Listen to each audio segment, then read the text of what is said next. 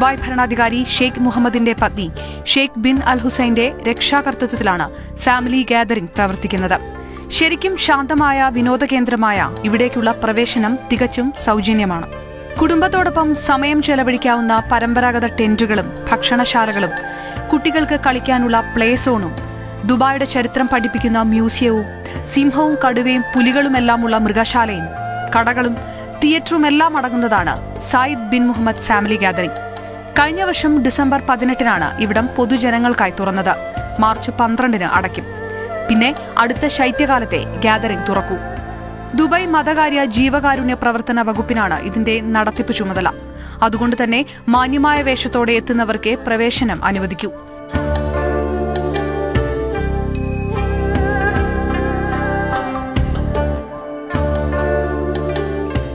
Year number 7 we start long time here is to make like a global like a gathering for heritage, and we are supporting the charity for UAE people. We start the project with like half of this land, and we are yearly we are increasing the land. ഇസ്ലാമിക സംസ്കാരവും UAEയുടെ പൈതൃകവും ലോകത്തിനു മുന്നിൽ അവതരിപ്പിക്കുകയെന്ന ലക്ഷ്യത്തോടെ തുടങ്ങിയ ഈ കേന്ദ്രത്തിന്റെ ആദ്യനാമം family gathering village എന്നായിരുന്നു. 2013-ൽ Zayed bin Mohammed family gathering എന്ന പേരിലേക്ക് മാറി. കുട്ടികൾക്ക് ഇഷ്ടമാകുന്ന ഒരുപാട് വിനോദ ഉല്ലാസമാർഗങ്ങൾ ഉണ്ട് ഇവിടെ.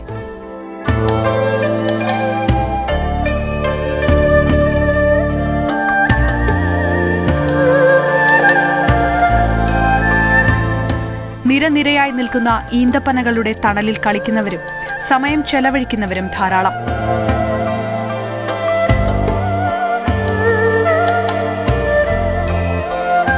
വാരാന്ത്യ ദിവസങ്ങളിൽ പ്രമുഖ അറബ് ഗായകരുടെയും കലാകാരന്മാരുടെയും പരിപാടികളും ഇവിടെ അരങ്ങേറുന്നു.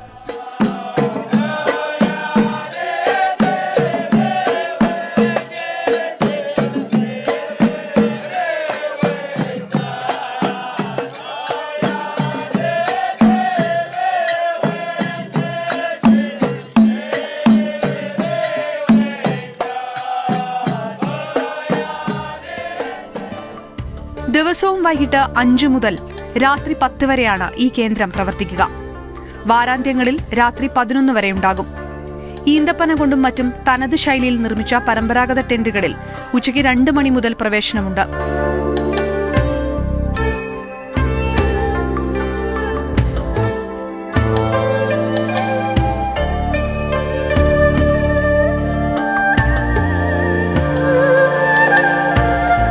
രാത്രി 10 വരെ ഇവിടെ കുടുംബത്തോടൊപ്പം കഴിയാൻ 150 ദിർഹം നൽകിയാൽ മതി. വെള്ളി ശനി ദിവസങ്ങളിൽ 250 ദിർഹം നൽകണം.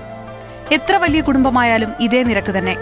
പരമ്പരാഗത അറബി ഗ്രാമങ്ങളുടെയും ചന്തകളുടെയും പുനരാവിഷ്കാരവും ഇവിടെ കാണാം.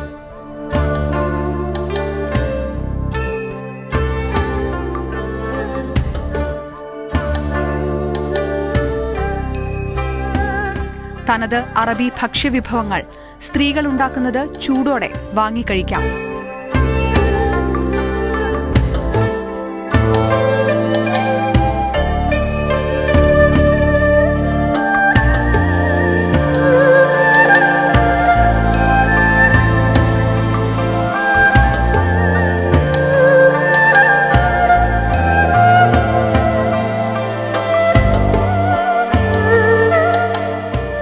കൂടുതൽ വിവരങ്ങൾ 050-242-4006 എന്ന നമ്പറിൽ ലഭിക്കും.